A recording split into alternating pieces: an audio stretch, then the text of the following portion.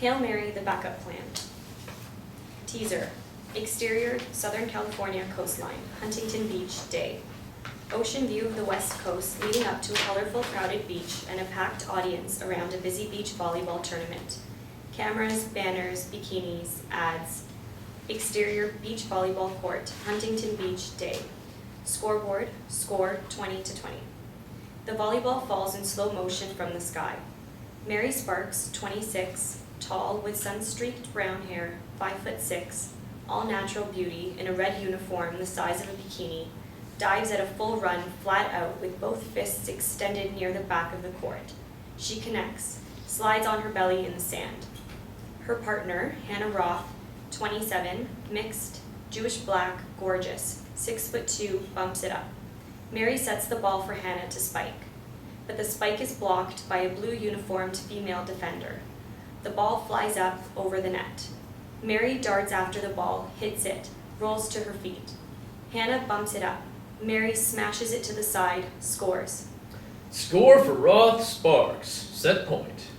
Scoreboard, score 20-21. Hannah and Mary slap hands getting into position. Mary receives the ball, serves. The ball shoots over the net. The defender digs the ball up. Her teammate serves it up for a spike. Mary stops the ball, sends it into the air. Hannah hits it for Mary to set up. Hannah jumps at the net, spikes. The defender throws up a hand. The ball is in the air. Her teammate rushes after it, backwards, hits, sends it sailing high over the net. Hannah bumps it up. Mary sends it over the net. The defender slides under the ball, pops it up. Her teammate bumps it up. The defender spikes it down the line. Mary flings herself toward the back corner. One outstretched fist in the sand. She gets just enough force on the ball to lift it up. Hannah knocks it high in the air, buying time. Mary scrambles, bumps with one hand. Hannah sets it up for a spike. Mary jumps, spikes, kills the ball on a patch of bare sand. The crowd cheers. Hannah Roth and Mary Sparks are the winners of the Women's 5th Annual Winter Open in Huntington Beach, California. Ecstatic, Mary rushes over to her partner. Hugs, but Hannah looks troubled. They cross the court to shake hands with their opponents. Mostly teenage girl fans wait respectfully behind a rope for autographs. Hannah and Mary, alone for a moment, cross back toward their chairs. Hey, don't take it so hard. We won. I have something to tell you. They stop. Mary studies Hannah's expression. You want to dump me for a taller player? No, it's worse than that. You want to dump me for a dwarf? Hannah rolls her eyes. I'm pregnant. Now? Hannah nods her head. Are you sure it's mine? Hannah forces a grin. I've decided to blame it on my other adorable partner. Either way, I'm due in August. That's the whole season. Don't worry, you're great. You'll find another teammate. Sure, who could possibly resist the perfect pint-sized partner? They'll love your alliteration. I knew it. I should never have gone to law school. I should have put all that time, all that money, and all that effort into getting taller. Look at the bright side. Think of it as trading one great court for another. Great. A court with no sun, no sand, and definitely no net. Mary turns and Hannah trots up behind her. She wraps her arm around Mary's shoulder as they walk away, clearly revealing the 8-inch difference in their height. End of teaser. Act 1. Interior, criminal court, courtroom, day. Mary in a dark gray skirt suit, her white blouse modestly buttoned at the neck, stands at the defense table. First time nerves. She leans over to confer with her client. Her client, Jerry Parker, 18, a greasy, stringy-haired defendant, in a short-sleeved shirt and an ugly tie, sits at the defense table, looking distraught. Stephen Campbell, 30, fair-haired, clean-cut, assistant district attorney, in a dark blue tailored suit, swings through the gate, approaches Mary with his hand extended. Hi there. I'm Stephen Campbell, assistant DA. You're new here. Yes, I'm Mary Sparks. So this is your first time before Judge Evans? Yes. First time in court. Should I be worried? No. He likes pretty girls. You'll be fine. How about smart women? Does he like those? Stephen thinks to himself, glances around confidentially. You know, if you really want to get on his good side, Show a little cleavage. Not too much. Just a button or two. Or three. He winks. Thanks. I'll have to take that under advisement. Careful. I'm a sucker for legalese. Good luck. He pats her shoulder, then crosses to the right side of the aisle.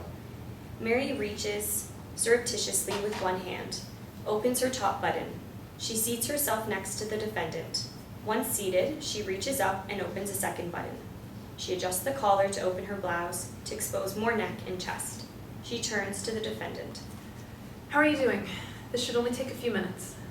The defendant stares at her newly exposed décolletage. He speaks, addressing only her chest. Changed my mind. I don't think I should take the deal. Mary's jaw drops. Judge Evans enters the courtroom. All rise. The Honorable Judge Evans presiding. Everyone stands up as Judge Evans, 72, enters and takes his seat. A bald-headed great-grandfather of a judge. Please be seated. Everyone in the court sits down. Calling the case of the people of the state of California versus Gerald Parker. Are both sides ready? Ready for the people, Your Honor. Ready for the defense, Your Honor. The court understands that counsel has reached a plea agreement. Yes, Your Honor. The state has agreed to the reduced charge of criminal trespass and 4 months in county plus 1 year probation with credit for 14 days time served.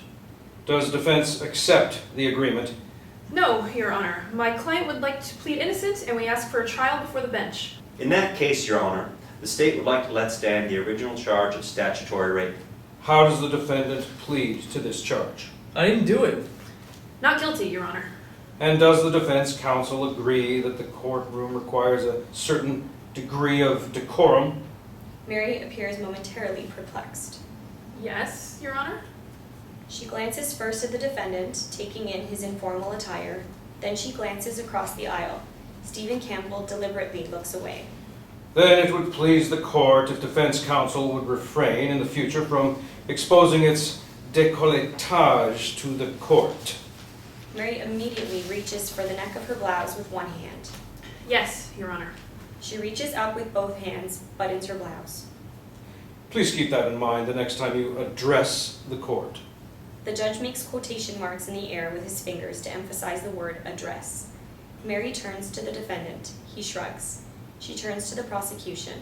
Stephen Campbell grins. Mary looks back toward the bench. Will the state be prepared in 2 weeks to present evidence? It will, Your Honor. And would 2 weeks be sufficient time to prepare a defense? Yes, Your Honor. In that case, we'll meet here again on the 3rd. Court adjourned. The judge bangs the gavel and Mary jumps. Interior dojo day. In a Japanese-style dojo, Mary, in a white karate gi and black belt, stands on her knees before a queue of 2 4-year-olds. 1 boy and 1 girl in karate garb with white belts. 3 more boys and 3 girls sit seiza-style on their heels in 2 mixed rows of 3 behind the queue of children facing Mary. Parents in the background wait on folding chairs, reading, resting, surfing the web, taking pictures. The boy and girl wait in the queue to do the same routine very fast. The boy goes first. Mary claps and the boy shouts, "Hi-ya!" and rapidly punches Mary's left palm with his left fist. Her right palm with his right fist, repeats left, then right, then ducks as Mary swings her left arm head high, and ducks again as she swings her right arm. Mary taps the boy's left shoulder with her right palm, then his right shoulder with her left. Then the boy strikes Mary's left palm with his right elbow, then her right palm with his left elbow, then her left palm with his left fist, then her right palm with his right fist. Then she holds both palms at arm's length about a foot high for the boy to kick with his right foot, shouting "Hi-ya," followed by a quick high five. He then rushes back to the other children and takes his place sitting on his heels at the end of 1 row of 3. When the girl in line finishes the routine, she takes her place with the other children, now forming 2 rows of 4 facing Mary. Mary puts her hands together, palms down, in front of her on the mat. The children do the same.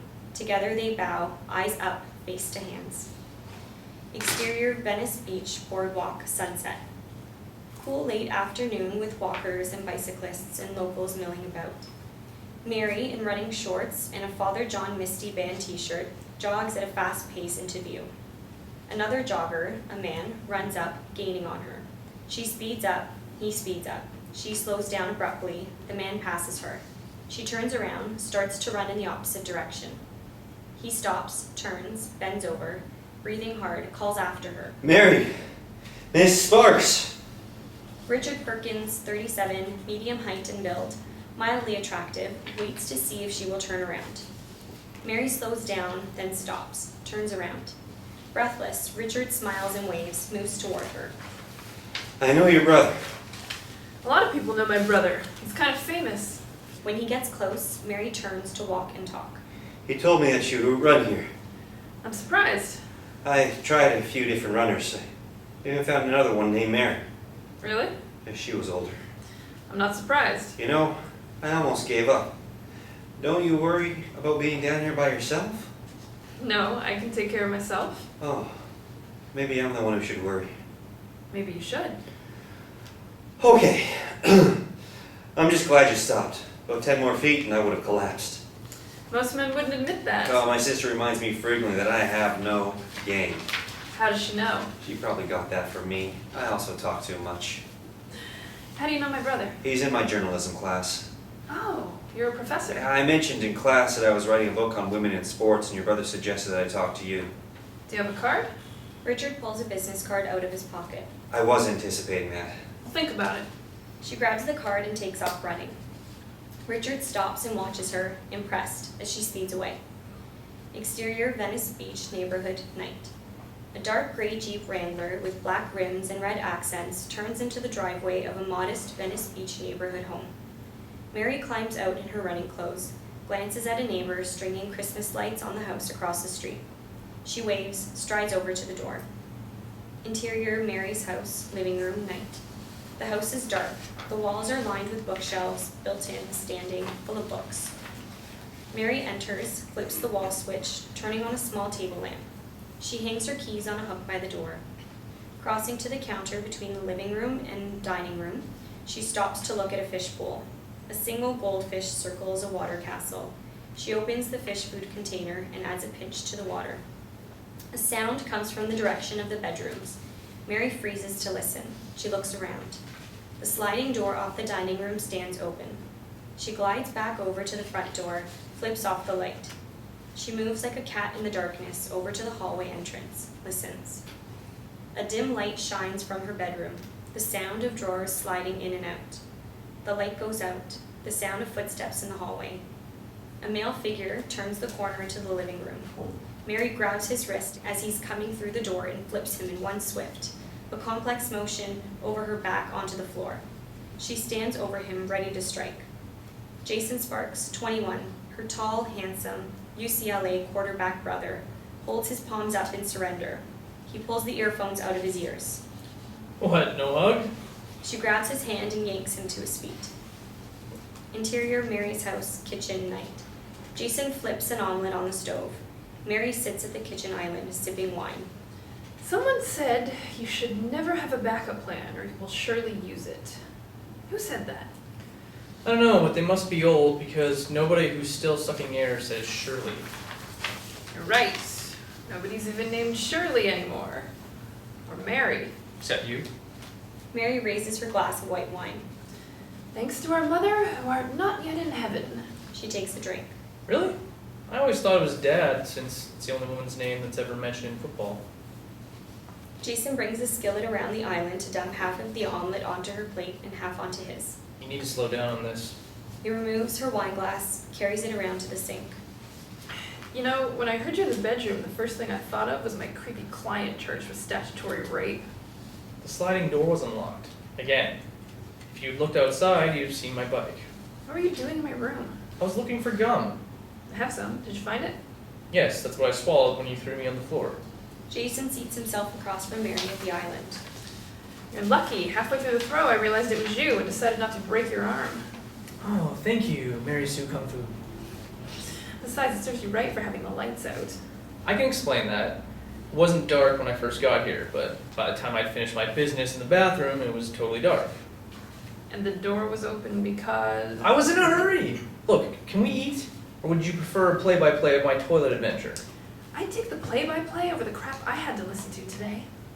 You're a lawyer, what a surprise. I'm a volunteer. It was supposed to be a slam dunk and now it's turned into a full court press. I would have said three-pointer, but that's just me. And anyway, who cares? You'll figure it out. I hope so. Promise me this, you'll just play football. You won't jinx yourself like I did with a stupid backup plan. Right. Like Dad would ever let me quit playing football and live. Which reminds me, He takes out his wallet, removes 2 tickets. 2 tickets for the Coliseum next Saturday. Great date. Like your professor friend? Hey, someone's got to get you. Whatever. Look, he writes books, you read books, slam dunk. Slam dunk? Really? I would have said three-pointer, but that's just me. Teasing him. Exterior Coliseum, bird's eye view, day. The UCLA-USC football game playing to a loud, packed crowd. Exterior Coliseum, field, day. Jason Sparks, UCLA quarterback, hair disheveled, helmet in hand, watches the defensive team from the UCLA sidelines. The UCLA outside linebacker hits the USC quarterback. The quarterback fumbles and the outside linebacker dives on the ball at the UCLA 22-yard line. Jason pops on his helmet, listens to the coach, races off. Exterior Coliseum, stands, same. Mary enters the stands, glances up at the scoreboard. Scoreboard, USC 28, UCLA 17, fourth quarter, 3:32 remaining. She looks around for her parents. She spots them shaking hands with a handsome man, 40s, possibly the only man there in a suit, a nice one at that. Mary stops to watch the game on her way down to her parents. By the time she reaches their seats, the man is gone. I saw you talking to someone. Is that the agent? Her father, Robert Sparks, 50s, fit, ruggedly handsome, Cal State Long Beach football coach. In his football jacket, looks irritated. He gets up to let his daughter sit between her mother and him. It's about time you got here. Her mother, Vicky Sparks, 50s, quiet, compliant, homemaker, smiles up at her daughter. Is everything all right? I've been listening to the radio. There's 2 minutes left. I don't know why you even bothered paying to park. Mary concentrates on the game. First down. They're killing us with defense. They're not even looking at the tight end. Exterior Coliseum, field, same. Jason breaks the huddle, sets the team, takes the hike. He runs back for the pass, dodges tacklers. He fires the ball to the tight end all alone on the 50-yard line. The tight end jumps over the first tackle and sidesteps the next. He weaves and cuts, brushing off tacklers. He leaps at the 3-yard line and flips over the top of 2 defenders. Touchdown. Exterior Coliseum, stands, same. The family and fans are on their feet. See?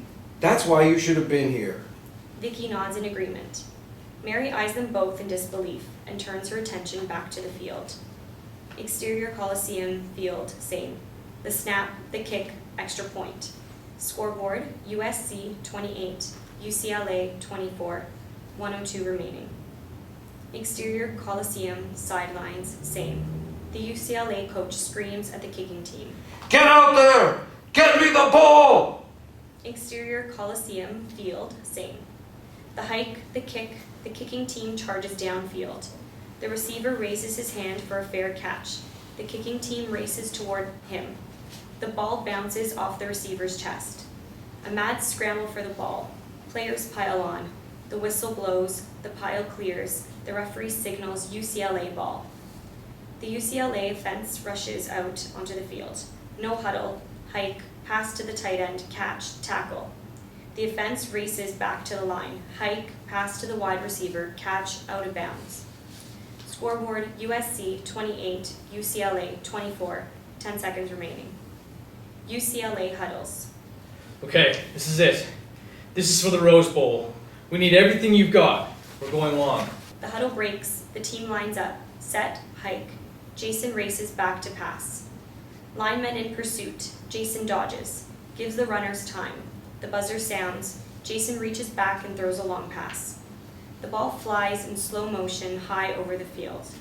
Nearing the end zone, the UCLA wide receiver runs flat out, only inches ahead of the 2 defenders racing for the ball. All 3 leap as they reach the end zone. They fall together.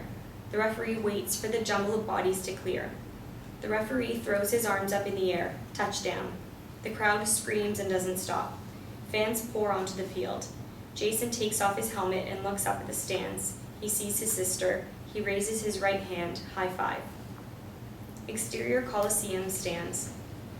While her mother hugs her, Mary smiles down at Jason.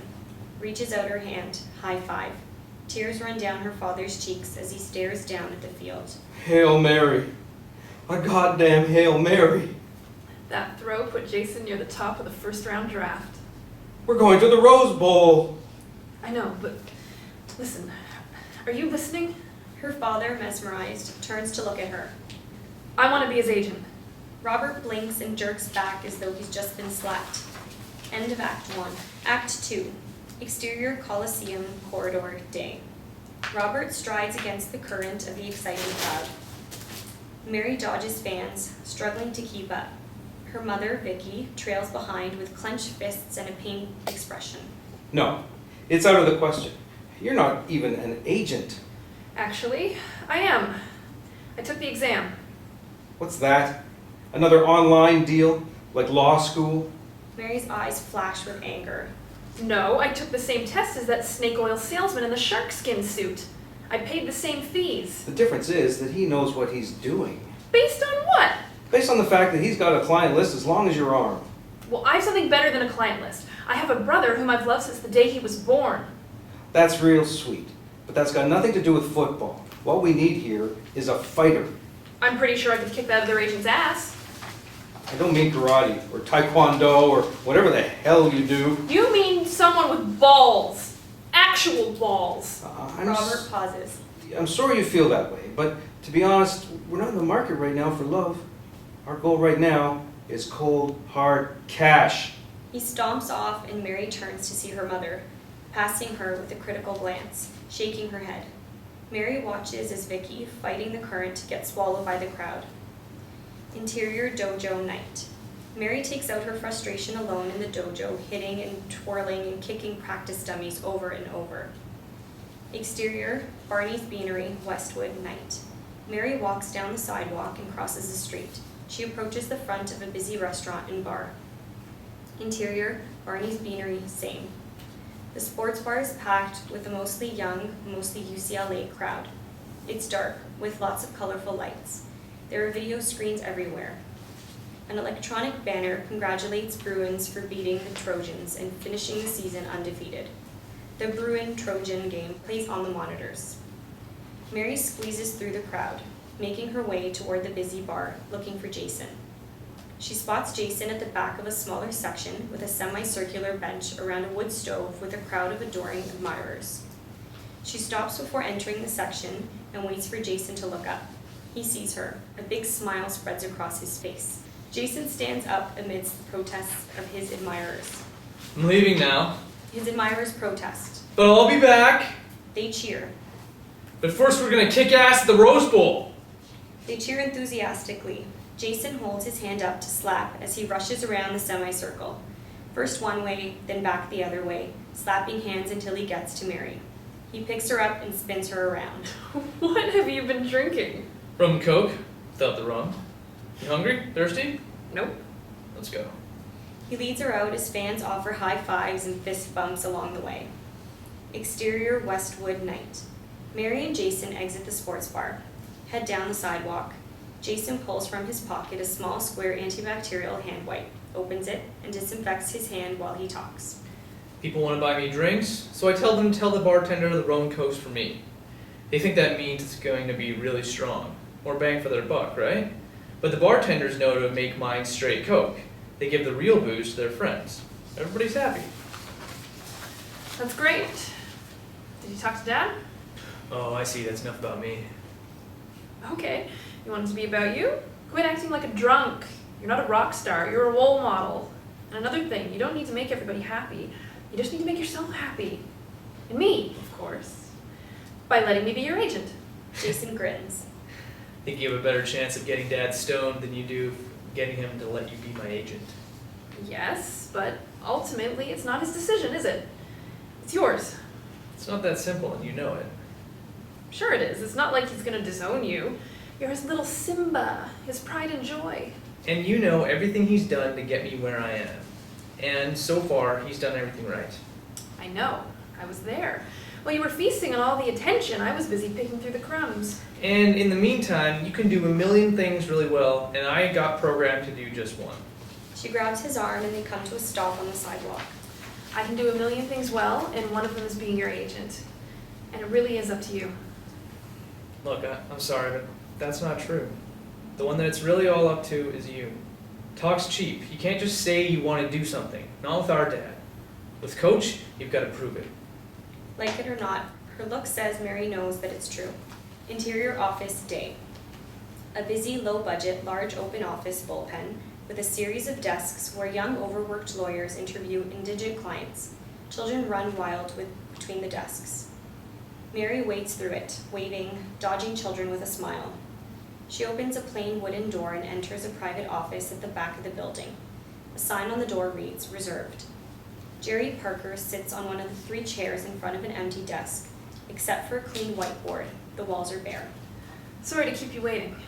Mary lays a folder on the desk and extends her hand to Jerry to shake. Jerry jumps out of his seat and shakes her hand. Mary goes around behind the desk and sits down. Oh, that's all right. I get it. You're a busy person. Is this your office? No, please, have a seat. Jerry sits back down. No, it's just an office we can all reserve. How are you holding up? I don't know. I'm just glad it's you, not the first guy I had. He was like my father. You know, the dick. I know. I have one of those myself. Mary opens the folder on the desk. She looks up and sees the question mark all over Parker's face. A father. You know, it's difficult. Oh, thought you were saying you had a dick, which is fine by me. That's good. But there's something else that I think you should know. I didn't go to one of those fancy bricks and mortar law schools. I got my law degree online. Parker thinks for a moment. What's the difference? Well, some people kind of look down on it just because it's so new. Sort of like health food or driverless cars. I like cars. Me too. But you're my first case and I didn't want you to think I went to Harvard. Oh, I took a class there. Really? Yeah, cooking class. I'm a real good cook. Got all A's for the cooking, but I flunked all the tests, so I ended up getting an F. This was Harvard University. Oh, no, I thought you said Harvard. You know, Harvard College in Wilmington. That makes sense. Sorry, I'm not a good listener. I also kind of suck at reading. Mary thinks about this. She opens the folder on the desk. I don't know why you have to pass a word test just to cook. I saw in the discovery that you signed a confession. It wasn't a confession. They called it something else, a report. Did you read it? No, but they told me what was in it. Mary considers for a moment. Why don't you tell me yourself what actually happened? Does that mean you'll take my case? I might if you tell me the truth. Parker lights up the thought and nods his head. Interior, parents' house, backyard, cool day. Mary lounges near the water in shorts and a t-shirt with sunglasses and a cap. Vicky comes out in a cotton house dress with a wooden salad bowl. She places the bowl on a patio table set for lunch. Are you hungry? The quiche is taking longer than I thought. Is there anything I can do to help? No, you just relax. Maybe later you can take me shopping. I need to pick up a few things. Do you need anything? Mary shakes her head. Except for food, I order everything I need online. You should try it. Well, I just see the ads that come up on the email, but it's mostly stuff for you kids. I'll be right back. Mary stands up to test the water with her bare foot. Nice. She reaches into her shorts pocket for earplugs and sticks them in her ears. She looks around for her mother. No one. She pulls her t-shirt over her head and lets her shorts drop to the deck. She's wearing an unmatched bra with bikini underwear. She dives in and immediately starts swimming laps. She turns at the end like an Olympic swimmer and races freestyle back and forth the length of the pool. Vicky comes out with the quiche and quickly places it on the table. She chases Mary to the far end of the pool, calling her name. But Mary takes breaths on the side opposite her mother and changes direction underwater. Vicky continues to call out to her daughter, scurrying after her at the side of the pool. When Mary makes yet another turn, Vicky looks around and picks up an aluminum folding chair. She tosses it ahead of Mary in the water. Mary runs into the chair and stops. She looks up at her mother, surprised. Lunch. Exterior patio day. Seated at the table, Mary, back in her shorts and t-shirt, combs her wet hair out. Her mother cuts the quiche. I can't believe you wore your underwear when there was a perfectly good swimming suit up in your old room. I was just saving time. Well, what if the neighbors had seen you? You're right. They could have if they were still monkeys living in trees.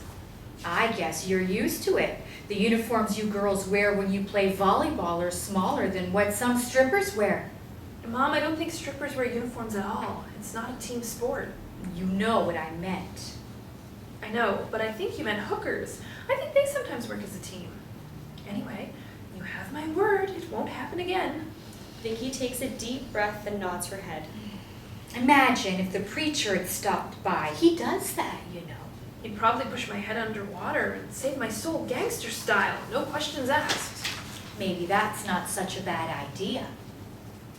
Why's that, Mom? Do you think I'm such a bad girl? I wouldn't know.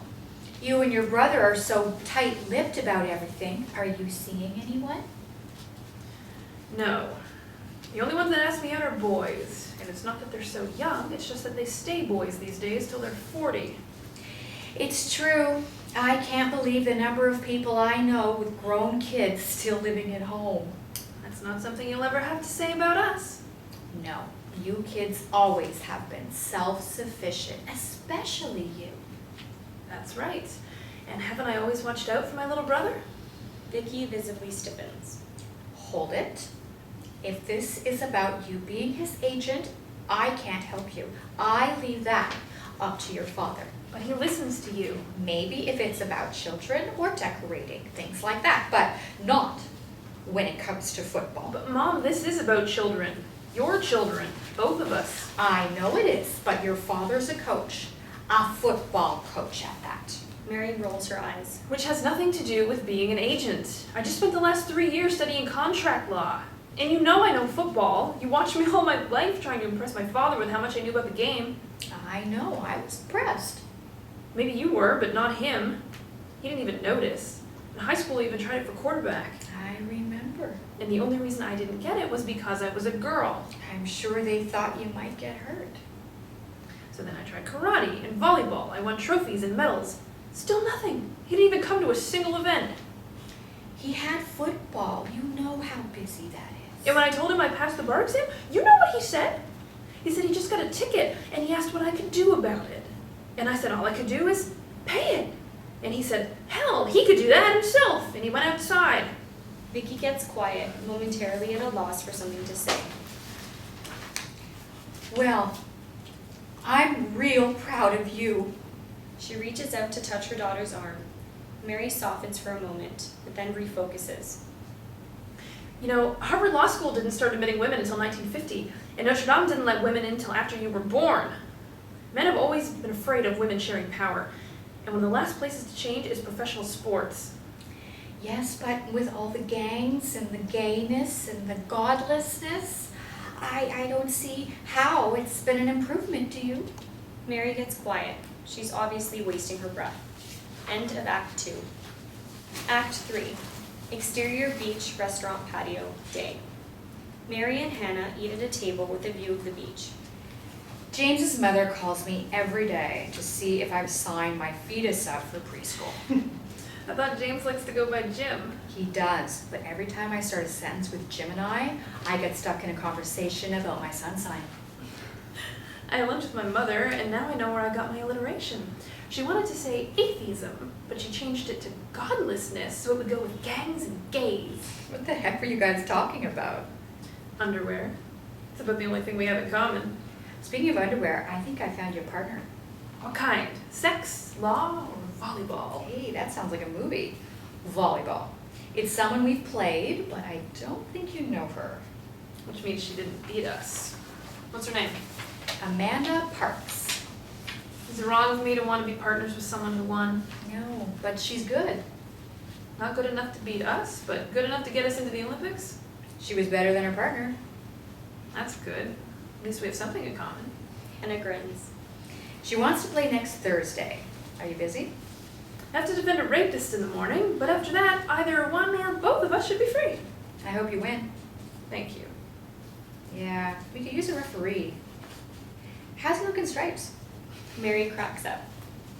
Interior courtroom day. Mary stands at the defense table with Jerry Parker in his chair at her side. Your Honor, my client's confession was coerced and therefore inadmissible. Objection, Your Honor. The defendant had only been in custody for 3 hours when he signed the confession. He was given plenty of time to read it before he signed. Your Honor, my client reads at the 4th grade level. His confession may as well have been written in Greek. Objection. Objection overruled. Do you have evidence of your client's reading level? Yes, Your Honor. I have his most recent high school reading evaluation. The judge motions her over and she hands him the papers. He studies the evaluation. Meanwhile, Mary drops a copy of the evaluation off at the prosecution's table. He ignores it. I object, Your Honor. The defendant is 18. He's a high school graduate. He must be able to read. Mary swings by her table for another stack of papers. She hands one to Stephen and hands another one to the judge. Your Honor, according to a study conducted in late April of 2013 by the U.S. Department of Education and the National Institute of Literacy, 19% of high school graduates are functionally illiterate, nearly 1 in 5. Objection overruled. The confession is inadmissible. In that case, Your Honor, I move to dismiss for lack of evidence. Objection, Your Honor. The state can prove that the adult defendant had sexual relations with a minor. The state has witnesses. Therefore, the statutory rape charge stands. Your Honor, given the fact that both the defendant and his girlfriend had been guilty the day before of having sex with a minor, that is, each other, I move that the two cases cancel one another out and that the case be dismissed. Motion denied. I will hear evidence on this matter. Are both sides prepared to present? Your Honor, I was expecting the charges to be dismissed. I need more time to prepare my defense. Then let this be a lesson. In the future, Miss Sparks, hope for the best, prepare for the worst. Be ready to present your defense in 2 weeks. Yes, Your Honor. Court adjourned. Judge Evan pounds the gavel. Mary jumps and turns to walk back to her table. How are we doing? Before she can answer, Stephen Campbell butts in. You should have taken a plea deal. It's not too late. Mary turns around, looks at him, glances down at his pants. Your pants are unzipped. Stephen has a slightly panicked look. He whips his head from side to side and reaches down to check. His expression changes to smug relief. No, they're not. Sorry, my mistake. She turns back to her client. Stephen opens his mouth to speak, but changes his mind and walks away. Where were you born? Parker makes the Hawaiian hand sign, rotating his thumb and little finger back and forth. Why? Why? Can you give me a copy of your birth certificate? Parker shrugs. I'll call my mom. Exterior, Manhattan Beach, beach volleyball court day. Hannah stands next to an empty beach volleyball court with 2 tall young women. All 3 women dressed in t-shirts over their bikinis. All 3 wear sunglasses. Amanda Parks, 25, 6'1", blonde with a ponytail. Avery, 23, 5'11", with short dark hair. I'm only about 4 weeks in. Oh, there she is. Mary approaches wearing a t-shirt and sweats. When she gets there, it's apparent that everyone else is taller. Hey, Mary. You remember Amanda Parks? Hey, Parks and Sparks. Great team name. They shake hands. We played you, right? A couple of times, but I remember you as taller. Mary takes a deep breath before she answers. It must be the winter. Even the days are getting shorter. Right. And this is her friend, Avery. Nice to meet you. I'm a big fan. I have your autograph. I hope it's on a check. It might be worth something. Avery doesn't get that she's kidding. Don't listen to her. She's going to win a gold medal. Mary changes out of her sweatpants.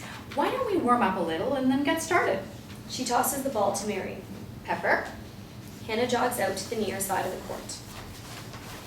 Amanda grabs a ball and heads for the other side. Avery looks at Mary, shrugs uncertainly, and gestures in the direction of Amanda. Good luck. Avery nods her head and scurries off to the other side. Mary tosses the ball to Hannah. Hannah passes it back. Mary sets the ball to Hannah, who in turn spikes the ball back. Mary digs the ball back and the process repeats. Did you win your case? We got a continuance. Are you sure you're all right to play? My doctor says it's fine just as long as I don't try to win. Mary grins. Exterior beach volleyball court later. The game is on. All 4 women have stripped down to their bathing suits. Amanda digs the serve. Avery sets the ball. Amanda spikes. Mary digs the ball. Hannah sets in. Mary smashes it to the side. It hits the line. Out! I saw it. It was on the line. Amanda turns to Avery. What did you see? Avery looks nervous. I don't know. 19-15. Avery retrieves the ball and throws it to Hannah, who walks it over to Mary where she waits to serve. Let's take it easy. Mary frowns. She tosses the ball up and serves. Amanda digs the ball. Avery sets the ball badly. Amanda chases it back to the side. She dives and saves it. Avery sets it. Amanda spikes. Mary digs the ball. Hannah sets it. Mary tips it over Amanda's head. Avery dives and misses. Amanda is furious. She picks up the ball and slings over to Hannah. Hannah passes the ball back to Mary. Shoots her a look. Mary serves. The ball is long. Out. Hannah looks back at Mary. Staring straight ahead, Mary grins. 2016. Amanda hurries after the ball, runs it back, serves. Mary digs the ball. Hannah sets it. Mary spikes it to Amanda. Amanda passes it to Avery. Avery sets it. Amanda spikes it down the line. Mary dives for the ball and hits it with a fist on the sand, a foot out of bounds. Hannah hits it high to give Mary time to recover. Mary returns it to Hannah. Hannah sets. Mary spikes. Amanda hits the ball out of bounds.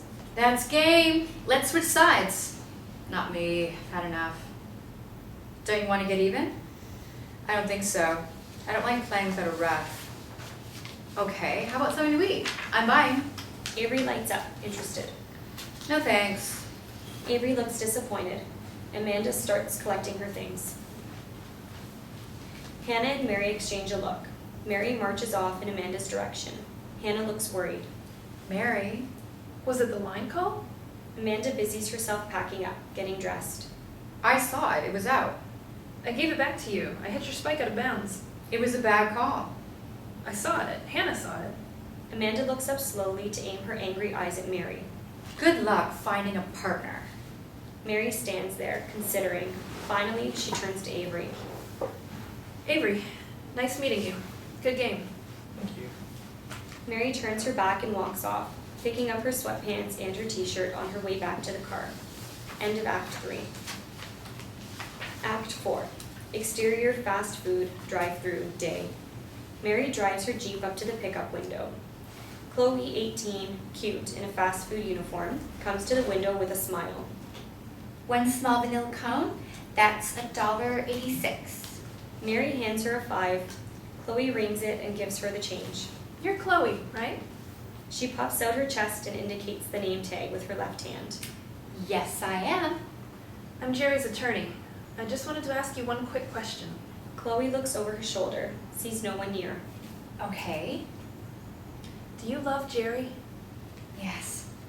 Good. One more? Chloe glances over her shoulder, nods her head. How do you know Jerry left your house before midnight? He texted me. The text was at 11:46. Do you want to see it? No? That's okay. You're working. Just don't erase it, all right? Chloe nods her head. Thank you. I'll see you in court. Chloe nods her head and watches as the Jeep drives away. Interior criminal courtroom day. Chloe, in a simple cotton dress, sits at the witness stand. Did you and the defendant celebrate his 18th birthday on the 24th of May? Yes. Where exactly did you celebrate his birthday? We celebrated at school during the day and at my house that night. And was it during the day or night that you had sexual intercourse? Chloe hesitates, glances at the gallery. A middle-aged couple, her parents, look uncomfortable. Do I have to answer that? Yes, you do. Both. A middle-aged couple glance at each other and sigh. So, you had sex at both the school and at home. And what time did the defendant leave your house? It was around 11:30 that night. How can you be sure of the time? Because that's when my parents came home. They were supposed to come home around 1, but they came home early, before 12. And where were you and the defendant when they came home? We were in bed. Having sex? Yes, So they came home and caught you having sex. yes. What did the defendant do? He grabbed his clothes and ran into my bathroom, and then he climbed out the window. Some of the spectators in the gallery chuckle. The judge pounds his gavel. Order! What did your parents do next? They called the police. Why did your parents call the police? Objection, Your Honor. Calls for speculation. I'll withdraw the question. Chloe, could you tell the court your age at the time of Gerald Parker's birthday celebration? 17. No more questions, Your Honor. Would the defense like to cross-examine the witness? Mary stands up. Yes, Your Honor. Mary crosses to the witness stand. Hi, Chloe. Hi. Could you tell the court how old you are now? 18. And like the defendant, did you also recently graduate from high school? Yes. How long before his birthday celebration had you been going out with Jerry Parker? About a year. And how many times, approximately, had you had sex before that night? I'm not sure. Would you say it was just a few times? No, I would say it was a lot. All right. And would you say that the two of you were in love? Objection. Your Honor, the state objects to love. Relevance. Overruled. You may answer. Yes. How do you know for sure that it was before 12 midnight on the 24th of May that the defendant left your house? 2 ways. I looked at the time when my parents were calling the police, and I got a text from Jerry at 11:46. Mary goes to the defense table for papers. She gives one to the prosecutor and hands one up to the judge. I have phone records placing the time of the police call at 11:37. Chloe, are you certain that the defendant left your home before the 25th of May? Yes. Objection, Your Honor. Relevance. Miss Sparks. Your Honor, I have proof that the defendant was in fact not 18 in California until the 25th of May. Mary speaks as she crosses to her table. She collects the evidence, hands it to the prosecutor and to the judge. Your Honor, I have here a copy of the defendant's birth certificate. If you'll look at the time and place, you'll see that the defendant was born in Hawaii on May 24th at 11:47 p.m. Your Honor, the birth certificate just proves the date of the defendant's birth. The time is irrelevant. It's true, Miss Sparks. It doesn't matter what time of day the defendant was born. His age is determined by the date. Yes, Your Honor, but Hawaii is in the Hawaii-Aleutian time zone, which is 3 hours behind California. In Hawaii, it was May 24th, but in Los Angeles, the defendant was born May 25th at 2:47 a.m. Your Honor. When the defendant left his girlfriend's home in Los Angeles, he was 17 years and 364 days old. Still a minor. I object. On what ground? Your Honor, the defense is nitpicking. Yes, I have to agree, but in this case, so is the law. Overruled. You just won your case, Miss Sparks. Case dismissed. Record expunged. Court adjourned. Thank you, Your Honor. Mary smiles from ear to ear, eyes welling up with tears. She turns quickly to the defendant. The defendant has his arms in the air. Touchdown. The judge pounds the gavel behind Mary's back and she jumps. But the wide smile remains on her face. Exterior UCLA dormitory day. Jason opens the door. It's Mary, straight from court. Jason leads the way into the room. Mary dances behind him. The walls are covered with football posters and paraphernalia. Otherwise, the room is organized and clean. I won my case. In those shoes? No, I changed shoes. Did you miss the good part? I won. What was the charge again? Statutory rape. Great, I can see the headlines now. UCLA quarterback's sister frees rapist. Mary scoops a football off the desk and throws it hard in a perfect spiral to her brother, who catches it and falls back on his bed. He tosses it back and Mary returns it. It seems like no one in this family can ever just be happy for me. I'm kidding. I know. That's all I get. You win so much, I think everyone just expects it. It was a difficult first-time case. I had to throw a Hail Mary pass to win, and I won. The defendant even put his arms up in the air like this. Mary raises her arms in the air for a touchdown like a referee. Wish I'd been there to see it. Mary sits on the opposite bed. They continue to throw the football back and forth. Maybe if Dad had been there, he'd have seen me go head to head with a man and win. I've seen you beat guys in volleyball who were twice your size. And don't forget karate. No, in karate you're just scary. So, how soon do you sign with an agent? Well, assuming we win the Rose Bowl, not till after the championship, which is January 13th, I think. Does Dad still like that guy at the Coliseum? Brian Harris. He likes that he's the biggest and that everybody says he's the best. I'd like to meet him.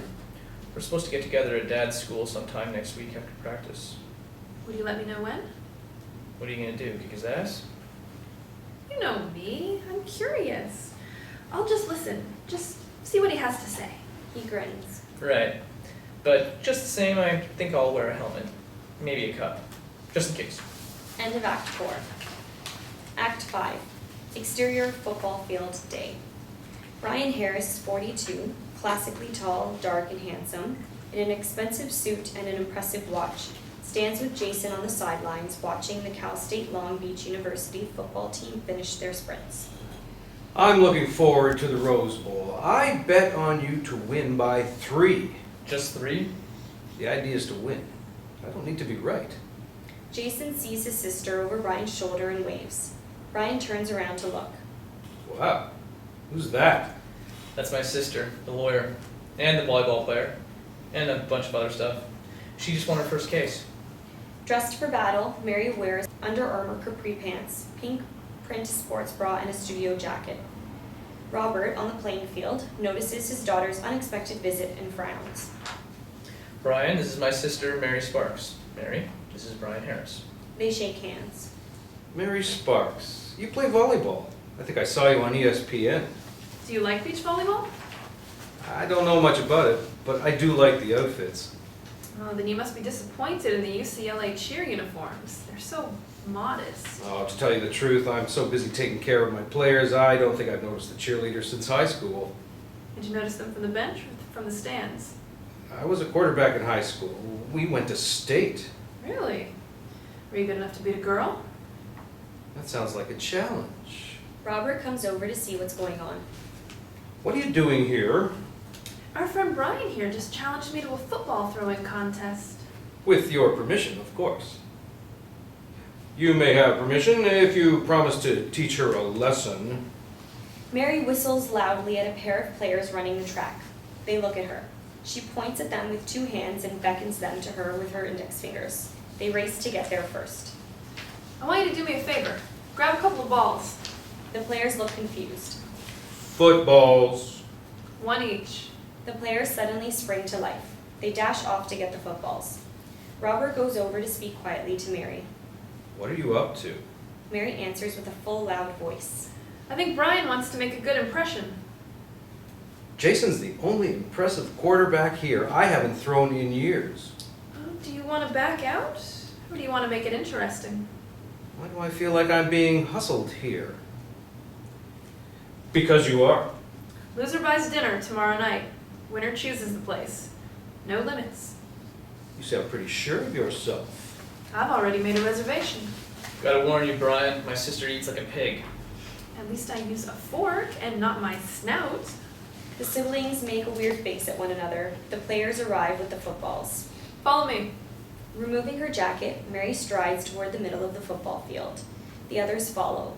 When she reaches the 40-yard line, she turns to the first player. You. I want you to hike the ball, run 20 yards, and cut across to the right. The first player walks forward with the ball and bends over to hike.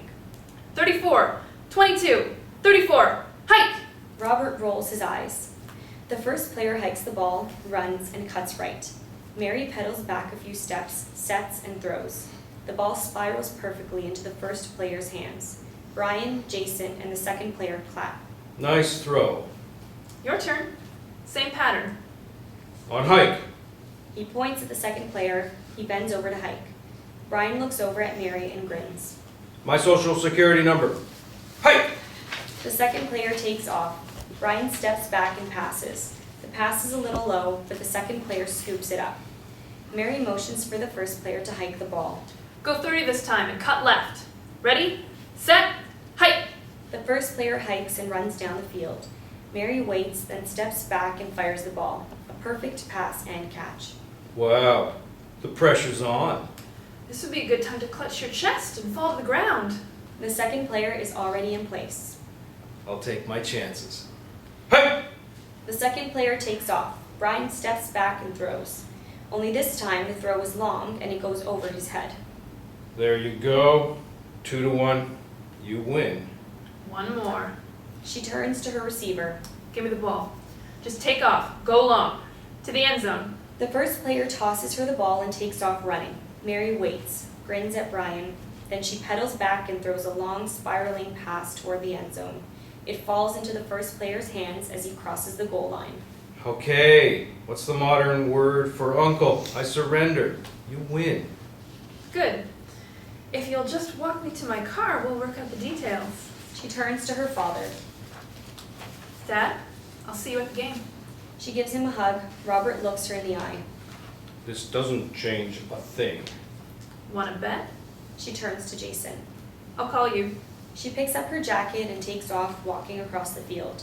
The two players stand, mouths agape, watching her go. What are you two looking at? Hit the showers. Startled, the players take off. Brian shakes hands with Jason first, and then the father. I see talent runs in the family. I'll give you a call. Maybe we can all get together after the game. He takes off walking, but pretty soon he's jogging to catch up. Robert shoots a look at Jason. What the hell? Shrugging his shoulders, Jason grins. Interior restaurant night. Brian and Mary dine at a hip, young, expensive West Side restaurant. Mary looks amazing in a fitted, low-cut dress. She digs into an enormous slice of chocolate cake. Your brother was right. You can eat. I'm being bad. Normally I wouldn't touch this much sugar. I'm the same way. But I think being good all the time just makes it that much more fun to be bad.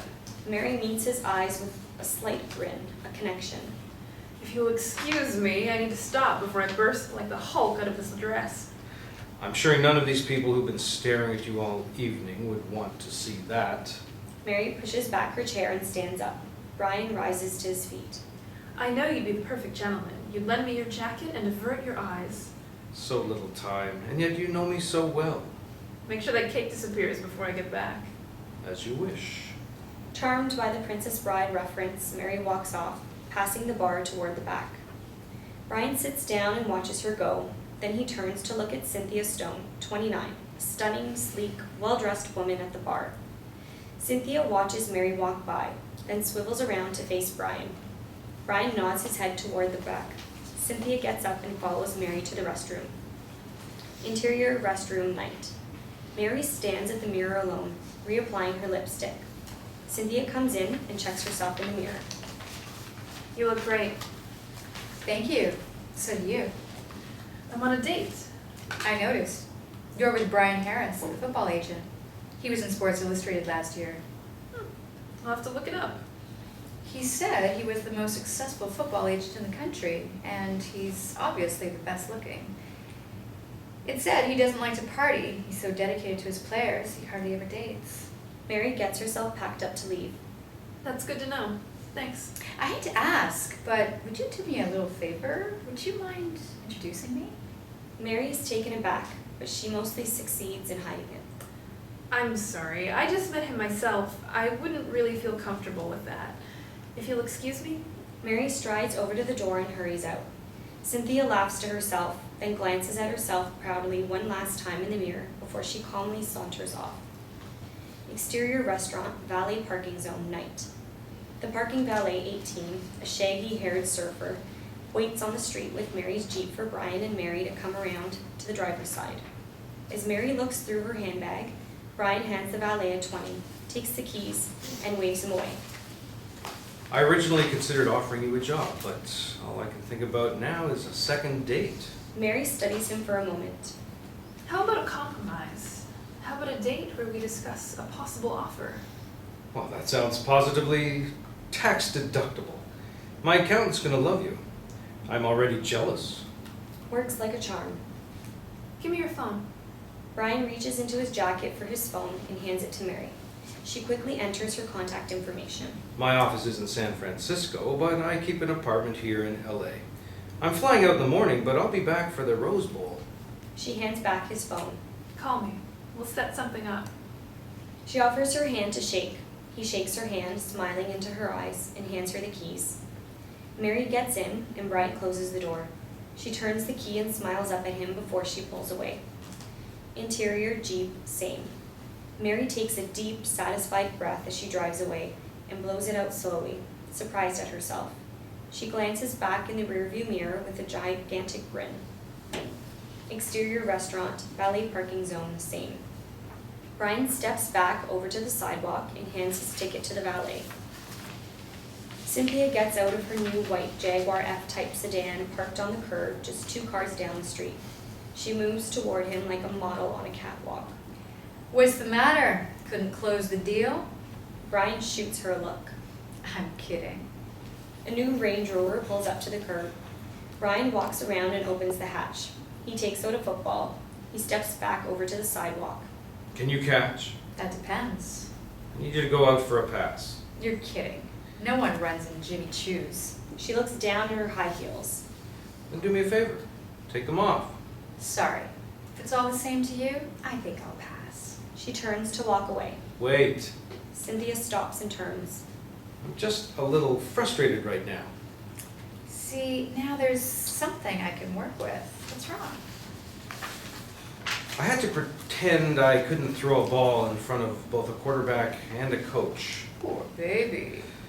I need you to meet me at the apartment. As you wish. Mischief gleaming in her eyes, she turns and Brian watches as she glides back to her car and prepares to drive. The valet comes up to Brian with his keys. Brian hands him a 20. I need you to go long. Sorry, I'd do it. I really would, but my boss is here tonight. Damn it! He looks back as the Jaguar pulls away from the curb and rolls off down the quiet street. He quickly tosses off his coat and slings it to the sidewalk. He turns to the valet. Roof! The valet just stares at him, perplexed.